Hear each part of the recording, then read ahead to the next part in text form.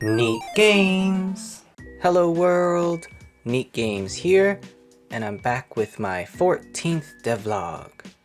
So I'm working on this 2D platformer starring this cool cat. It's a simple Mario-like game where you just jump and stomp on enemies. Mostly I'm just focusing on platforming, not so much combat. And last weekend here in Korea, it was nice weather and then super rainy. So I got the idea, since I made some snow, why not make some rain? And here is the rain I made, basically using the same technique I did with the snow. I made a particle, and on 3 different layers I think it has now. They're different sizes. Foreground is biggest and it gets smaller as it goes back. But yeah, this is the rain. I added some rain sound and some wind sound. I'm not sure if you can hear it. I might add a 4th layer as well, just farther in the back. And yeah, I like the way the rain came out. Instead of giving the particle noise, I put no noise and I made it much faster. So I like the way it looks.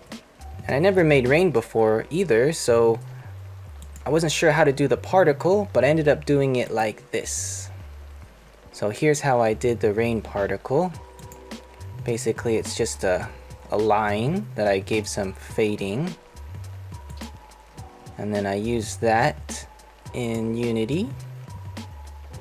And then also I was trying to think how to make my double jump look a little cooler, because some people don't like the double jump, but I do, because a lot of my mechanics are designed around having a double jump for the platforming.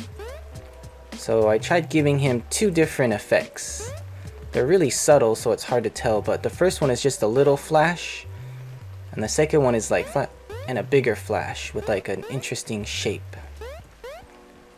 I don't know if you guys have a better idea for the double jump effect. I was trying to kind of do like a simple Hollow Knight wings, but I didn't really do much. Basically the particle looks like this. Where is it? It just looks like this. Because I was gonna put it under his feet to look like an air boost, but then I found when it was under his foot it looked kind of funny. Instead of having it instantiate at the ground check, I have it instantiate at the cat center, which I thought looked a little better. So you guys can let me know what you think, if I should, or how I should change it, because that's definitely just temporary. And yeah, so I really like this rain that I made. And then the next thing I did was, in my levels I have these background tiles. And I haven't seen any other games do this, but I had this idea just to make it seem more, I don't know, connected and consistent, that, you know, there's the players playing on these tile maps, so why not have tilemap in the background?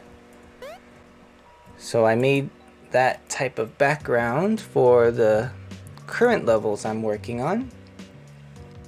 So here in the background you can see I added the correct color tile map, because before I was using just like some random one. I think it was like the blue one, so it didn't match. And this was the level I introduced, I believe, last time, where I did the pop-up spikes. Can't remember now, but yeah, this is the pop-up spike level, and I think I finished it. I might decorate it some more, but it's just a simple level. And I'll show you guys real quick. So yeah, there's the pop-up spikes, and then there's the backgrounds. I put a little bit more effort in them, so they look much better than that first level. But I like having those backgrounds. Go away. Oh. Stomp. Gotcha. But yeah, I like this level. Here's a little lever, open the door. It's like a jumping puzzle. You can't stay on them too long, or they'll get ya. And I've been playing a lot of roguelikes. I did a few videos on my channel, and I got this idea from Rogue Legacy, this double spinning, because I had these on other levels, but I only ever had one. So I just put the rotation on -1 on the second one, so I like how that turned out. And this is like the final harder jumping puzzle. You can skip most of it though, if you're brave. But yeah, that's that level. And then someone had a cool suggestion to add some atmosphere effects here on the overworld. So I kind of played with that. I did different color, you know, simple clouds in certain areas. Like down here, the clouds turn blue. I gotta fix that. But yeah, here the clouds are blue, and then as you go down, they go white. Up there is pink. But yeah, I'll play around with that. But that was a good idea. Thank you. And basically, how I do these back tile maps. Let me show you the this level. This is the snow, where the snow level starts. So, oh yeah, and I finished this snow level that I started on the last video. I'll show this one in a sec. I thought this was a cool idea. I came up with it early on to make it look cool. I even had a foreground tile map when I first started, but it was really distracting because sometimes you couldn't tell what was the player's tile map. So I moved the tile map really far back and no foreground tile map. And to make sure it doesn't stand out at all, I do this technique. So here's the basic tile map for the snow level. And then I do a blurry, let me fit this on screen. I do a blurry version, a lighter blurry version, because due to atmosphere, when things go farther away, a lot of times they become lighter or desaturated. So I just use a filter effect. What do I use? I use like pixelate, and I use, I think, mosaic, and it makes it very pixely. So, you know, this is the crisp actual player tile set with the ground that you move on, and this is the blurry background. And it looks like this when you play in the level. So I feel like they don't stand out. They're not like, you know, an eyesore. And yeah, so I like the way that turned out. And this is the level I came up with so far. Basically the theme is just more saws. Some Meat Boy saws and some platforms. I tweaked the snow a bit, so I think I like how this is. Oops, that's hard. But lots of cool jumping puzzles. And since I know this level, you can go this way. Checkpoint. Here I added the updraft. These saws are instant kill.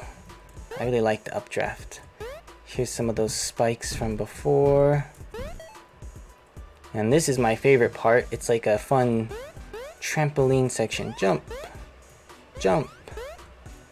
You have to save your double jump for the top of the spring. Because you can spring, and you can spring and double jump for a little extra height. And yeah. So that's the level I did there. And another thing that I wanted to give you guys a little tip for, because I don't think I've ever seen this mentioned, but a cool technique I like to do. See how there's these parts on the tile map? I'll show you how I do that. I really like using Unity's tile map system, and you can also use it to decorate and things won't interact with the player.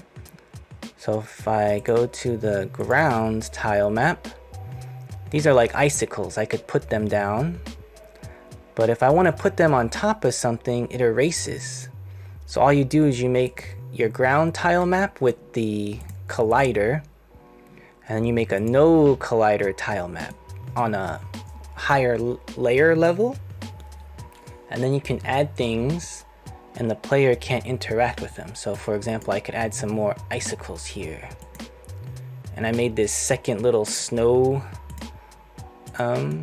that I'm gonna tweak some more, but just to add some variation so it's not too tile mappy. You can add a little bit of variation. And at the moment I have these little twigs. I'm gonna make some real bushes and pine trees next.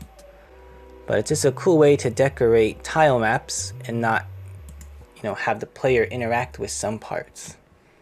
So the player can walk right through these twigs and these snow lay on top so you can decorate some more.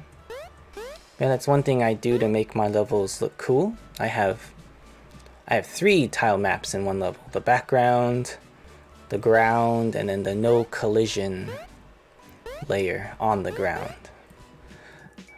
Oh yeah, I wanted to mention that I put the fog technique that I learned in my last game jam in all of my background levels. And I like how it adds a cool gradient effect to all the layers. Gives it some cool atmosphere. Okay, that's the end of my devlog. I hope everyone's having a great day. I'll keep working on this, and please consider subscribing if you want to see if I can actually get this game on Steam. And good luck on your devlogs. I love watching everyone's devlogs. And I'll keep working on this.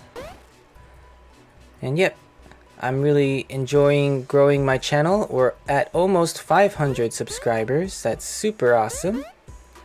And I'll see you guys in the neat games.